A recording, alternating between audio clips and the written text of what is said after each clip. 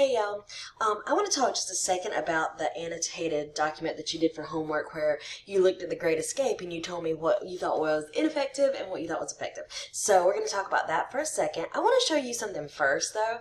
I have this page on the narrative page for you. This is how you're going to set up your reader responses. So just take a look at it. You'll have your name, then my name, class name, date, month, year, and basically I want it in Times New Roman. So I was looking at the reader responses and some of them were a little bit short, some of them just didn't have the proper headings. So go ahead, if you haven't looked into that, go ahead and see about that. Okay, and just in case you're like, what is she talking about? So it's right here where it says screenshot way to set up an essay using MLA. And so just go in there and click it and you can see that. So anyway, moving on, I want to show you the essay and I want to show you my things. I decided, or my thoughts on it, I decided that I wasn't going to put any comments on it until I read what y'all had to say, even though I have opinions, and this one actually was a narrative for my class. So let's talk about this, and not too fast, but not too slow too either. Anyway, I was okay with the hook, even though I do think the second sentence is better, so I was okay with that. And so then I looked in this introduction, and I really did see this as a pretty decent thesis, so I was okay with this. Now, some of the things that I thought about this were, I really liked his voice a lot.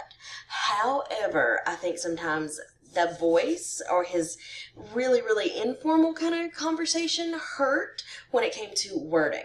So notice here that I circled the yous in here. I don't like yous. I don't think you need second person pronouns. I definitely don't think you need them in the body paragraph, and I would have taken off his paper for that. I said I like the conversational tone, but don't overdo it. Like, I have a hard time because I really do think this is kind of cute where it's like, hell yeah. And the thing that I like about this paper was that I can see like a 20-year-old writing this paper. I don't see this as something that was written by an older person. So that's something that he was a younger person and he seems like a younger person in this, and that's why I really do like a lot of his tone. I want you to notice though that throughout, and I really marked it here because this really did start to get to me, he's got some really weird issues with grammar, sentence structure. Sometimes he's not very clear, sometimes he skips words, so there's that as well. Still I put some stuff in here, like he's put TV, that's not that big of a deal. But I want to get down to the bottom and show you basically what I thought about this. So, I said, of this paper, I thought his voice was great. I just loved his voice. I thought it was so honest, and he just really told a story that just seemed like it came directly from him, and he wasn't afraid to be himself, and I really like that. So that brings me to my next part, honesty. Reflection, I think he does reflect on this well.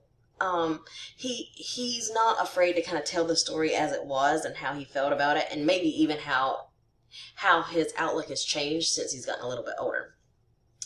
I think he does have a nice build-up. We could all tell that the climax was happening whenever his mom,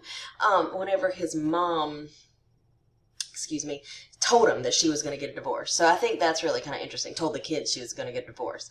And I thought his description was good. I love the male parental unit thing. I think that's so hilarious.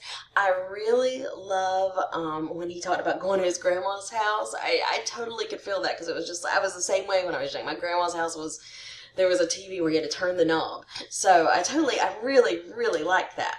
A couple things he didn't do in that description though. He didn't be like, oh, the sun is blue, or the sky is blue. You know, he wasn't like, the description, he painted a picture. And he did it with very few words. And I think that takes a lot of talent. And so I do think he was kind of a talented writer in that regard. Okay, now, grammar. Ooh, that was a problem. He would have lost points for his grammar and his sentence structure and wording in here. I just put grammar, but I mean a lot of things when I say that. And then I think his conclusion needs so much work. It felt like it wasn't a conclusion. It felt like it was a last body paragraph and no real conclusion.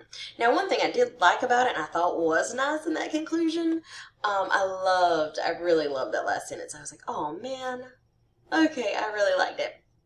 Now, I'm going to put a list of things that y'all set up on the board, but a lot of the things y'all said, I said too. Some of y'all hated the parentheses. I was like, oh, all right, well, whatever.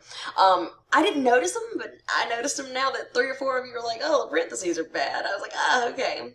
So, you may say to yourself then, Hunter, what grade did you give this? I have a hard time grading this one because I really like this paper, but I really did see that it had problems. And the problems, though, weren't the hugest problems. The conclusion's a pretty big problem. That would have been the thing that really lost some points for me. I probably would have given this, like, middle B. On a good day, maybe a high B.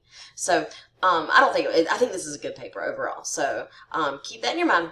All right, I'll see you later. Bye.